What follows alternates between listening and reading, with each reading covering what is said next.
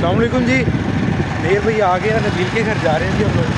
बाकी इंशाल्लाह आपको वहीं पे जाके मिलते हैं।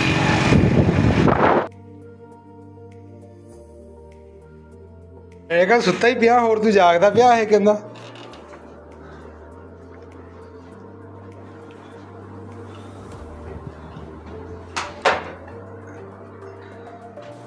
चेक कर ला ये काम बुआ ला दे यार।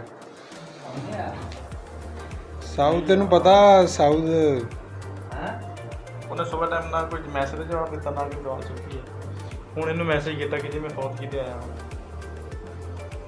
अस्सलाम वालेकुम। आज के ब्लॉग में आपको खुशामदीद कहते हैं जी।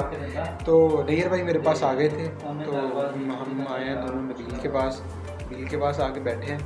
नबील भाई का जी टाइम अब हुआ है नाश्ता करने का। ये बेचारा मसरूफ़ बड़ा रहता है, सारी सारी रात जागता रहता है। ठीक है, तो नबील भाई के साथ थोड़ा सा नाश्ता करेंगे, फिर आपसे मिलते हैं। हाँ भी नबील मियाँ, तेरी आँख सुने बड़ी लेट खुलती यार। यार बस काम शाम करीदा वा। अच्छा मेरे को कुछ नहीं पूछना अच्छा भाई नैयर कहना जी मेरे को कुछ नहीं पूछना, बाकी जो मर्जी कर लो। ਜਿਹੜੇ ਐਮਾਜ਼ਨ ਕਰਦੇ ਨਾ ਉਹਨਾਂ ਤੇ ਰਾਤ ਦੀ ਨੀਂਦ ਆਰਾਮ ਹੁੰਦੀ ਹੈ अच्छा ਤੇ ਔਰ ਨਹੀਂ ਸੌ ਸਕਦੇ ਰਾਤ ਨੂੰ। अच्छा ਤੇ ਆ ਹੁਣ ਤੋਂ ਹੋਇਆ ਤੁਹਾਡੇ ਨਾਸ਼ਤੇ ਦਾ ਟਾਈਮ? ਜਿਹੜੇ ਉਹਨਾਂ ਦੀ ਰਾਤ ਹੁੰਦੀ ਆ ਆਹ ਹੁਣ ਕੀ 12 ਵਜੇ ਨਾਸ਼ਤਾ ਕਰਨ ਲੱਗੇ ਆ अच्छा ਤੇ 2 ਟਾਈਮ ਦੀ ਰੋਟੀ ਹੁੰਦੀ ਆ ਸਰ। अच्छा ਇਹ ਕੁਰਬਾਨੀ ਦੇਣੀ ਪੈਂਦੀ ਹੈ। अच्छा अमेज़न वास्ते कुर्बानी देनी पैंदी है।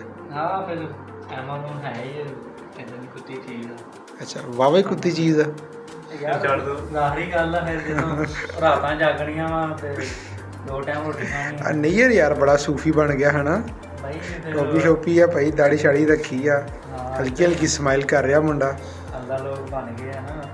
ਇਹ ਸੀ ਤੇ ਭਾਈ ਨਾਸ਼ਤਾ ਹੁਣ ਕੀ ਕਰਨ ਲੱਗਾ ਯਾਰ? ਮਿਰਚ ਅੱਛਾ ਵਿੱਚ ਪੁਦੀਨਾ ਅੱਛਾ। ਧਨੀਆ, ਠੀਕ ਆ, ਹੋਰ ਅਦਰਕ ਇਦਾਂ ਸੁੱਕਾ ਧਨੀਆ ਉਹ ਆਈਟਮਾਂ ਬੜੀਆਂ ਬਣਾ ਕੇ ਸਪੈਸ਼ਲ ਮਿਰਚ ਬਣਾ स्पेशल अमेज़न ਦੇ ਬੰਦਿਆਂ ਵਾਸਤੇ ਨਾਸ਼ਤਾ ਹੈ। ਹਾਂ, ਇਹ ਸੁਬਾਹ ਮਿਰਚ अच्छा फ्रेश रहन।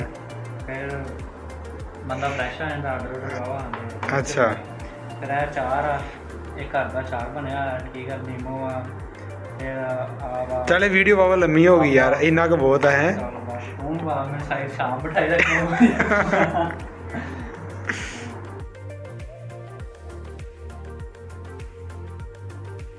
अस्सलाम वालेकुम जी। नबील भाई के पास आए हैं आज मैं और नैयर भाई। नबील भाई से आपको मिलवाते हैं जी। अस्सलाम वालेकुम गाइस। आज बहुत खुशी हुई है मेरे पास राना बशर और नैयर जो कि आए हैं, बहुत दूर से आए हैं, मुल्तान से सफ़र करके आए हैं, तो तकरीबन 2 दिन लगे हैं इन्हें। तो आपसे गुजारिश है कि भाई ने चैनल बनाया राना बशर व्लॉग, और इस चैनल को सब्सक्राइब करें और ज़्यादा से ज़्यादा वीडियो देखें और इंशाल्लाह आपको अच्छा कंटेंट मिलेगा। चले राना साहब आप छोड़िए, नैयर भाई आप क्या कहना चाहेंगे यार? ये हमारी मस्जिद के, ये हमारे गली के इमाम मस्जिद है, मस्जिद के, और अगर किस अच्छा ये हाँ हमारे गली के मस्जिद के इमाम मस्जिद हैं, ठीक है। अगर किसी ने कोई कुलखानी को साता वगैरह करवाना हो तो बुकिंग जारी है। तो आपसे गुजारिश है कि भाई को लाइव फॉलो करें। Thank you very much. Nayyar भाई आप कुछ कहना चाहेंगे? नहीं कुछ तो कह दे ਯਾਰ ਇੱਕ ਮੇਰੀ ਗੱਲ ਸੁਣ, ਜਿਹੜੇ ਮੁੰਡਾ ਪੜਦੇ ਆ ਛੋਰ ਮੁੰਡੇ ਕੋਈ ਜਾਣਾ ਤਾਂ ਤੇਰੇ ਨਹੀਂ ਹੈ ਸਬਸਕ੍ਰਾਈਬਰ ਦੇ नहीं कोई भी